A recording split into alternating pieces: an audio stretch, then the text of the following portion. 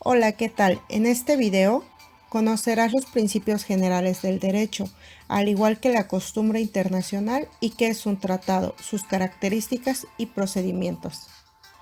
Para iniciar, debemos de saber qué son los principios generales del derecho internacional.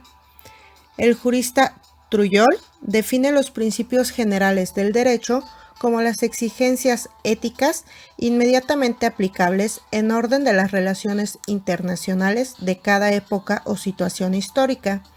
Así, independientemente de su consideración como fuente formal o no del derecho internacional, presentan su origen en una convicción jurídica que ha encontrado su expresión en los principales sistemas jurídicos de las naciones civilizadas.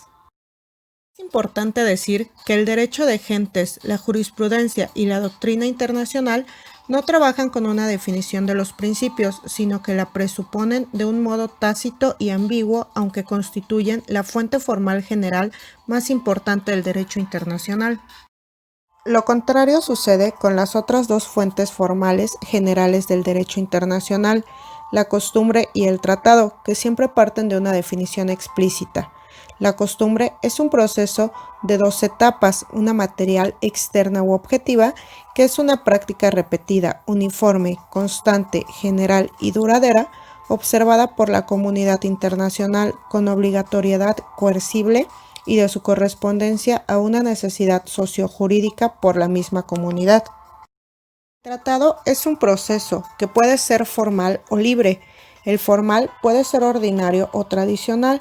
Consta de 6 etapas: negociación, adopción del texto, autenticación, manifestación del consentimiento, constancia del consentimiento, publicación y registro, y extraordinario o moderno, en que se suprimen una o varias etapas del ordinario o tradicional. El procedimiento libre se caracteriza porque las partes fijan a su leal saber y entender las etapas de la elaboración del tratado.